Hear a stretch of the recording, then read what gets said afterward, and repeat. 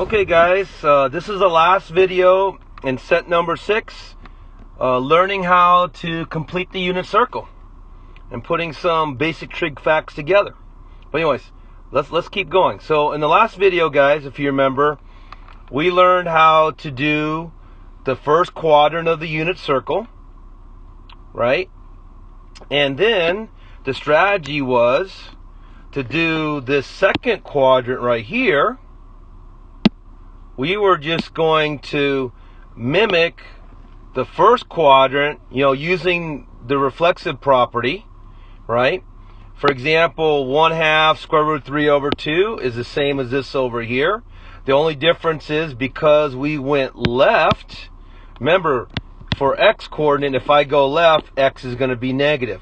We still went up to get to each of these points, right? That's why the y coordinate is still going to be positive. Okay?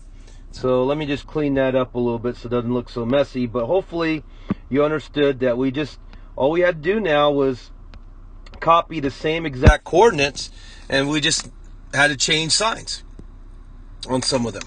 Okay? So now what?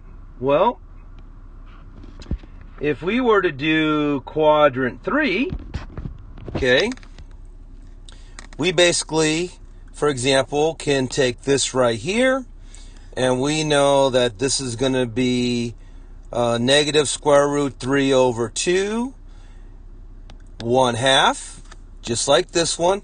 The only difference is not only did we go left, but we went down, so that's why both x and y are going to be negative.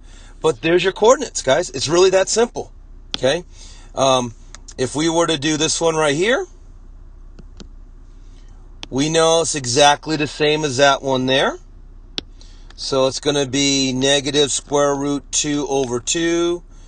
And it's going to be a negative square root 2 over 2. Both are going to be negative again because I'm going left and down whenever I'm in the third quadrant.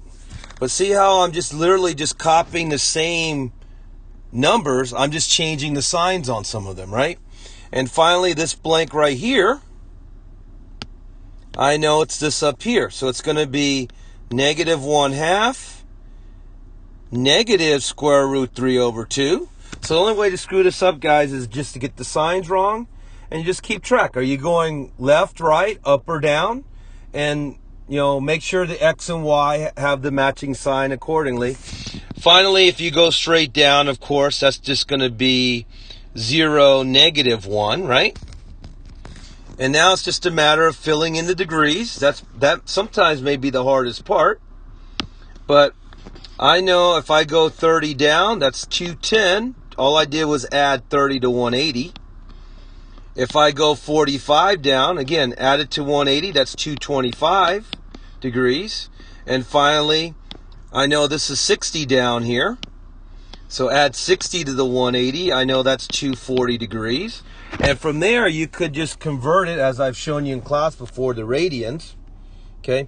Going straight down, of course, 90 degrees. This would be 270 degrees, right? And now as far as the radians are concerned, this is going to be 7 pi over 6. This is going to be 5 pi over 4. And again, guys, I can show you how to convert degrees to radians again in class. Please ask if I forget to do it. And then finally, 240 is just going to be 4 pi over 3. And 270 is 3 pi over 2. And I have the third quadrant done. Pause the video if you need to and think about it. So we only have one quadrant left. And now we're going to do the same similar thing. I'm going to basically take the first quadrant and flip them down here. Okay? So let's see what we get here. I know in my first set of coordinates right there, that's going to match these right here. So it's square root 3 over 2 1/2. The only difference is I did go right, that's positive, but I did go down, that's why the y has to be negative 1/2. So all I had to do was just change the sign, same exact numbers again, right? What about the next blank right there? Well, that's going to mimic this one up here. Square root 2 over 2, square root 2 over 2. The only thing I'm missing is I need a negative on the y again. And finally, the last missing main pair right there will match the one up here.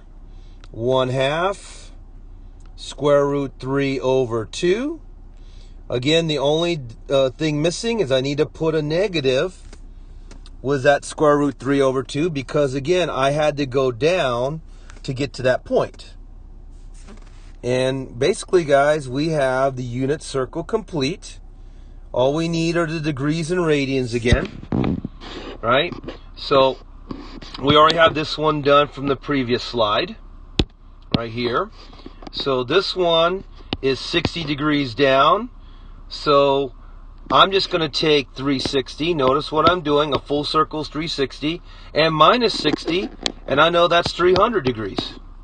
And then I can convert that to radians later on, okay?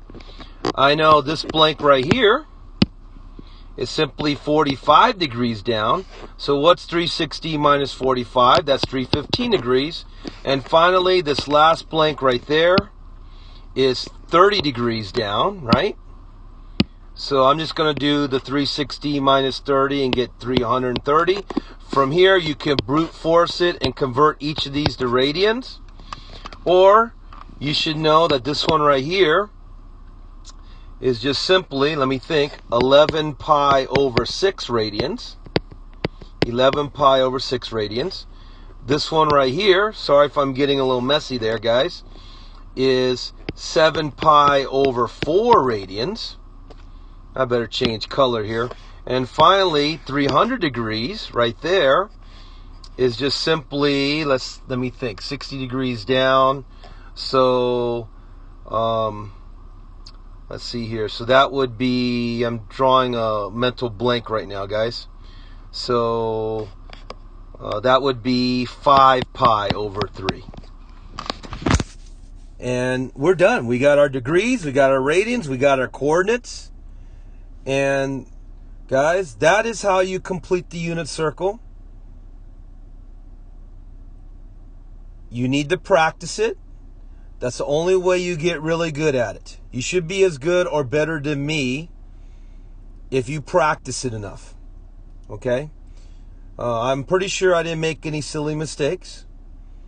But the more important thing is you get the idea that once you get the first quadrant here done, right, you can just reflect it. It's the same exact coordinates. You just have to just change the signs accordingly. And so, guys, that's basically how you do this unit circle. And please ask me questions in class, but I will give you several different opportunities over the next couple months left of school to do this with me. And I hope you work hard with me and really learn this unit circle well. Okay? It'll pay huge dividends, guys, if you do that. See you in class.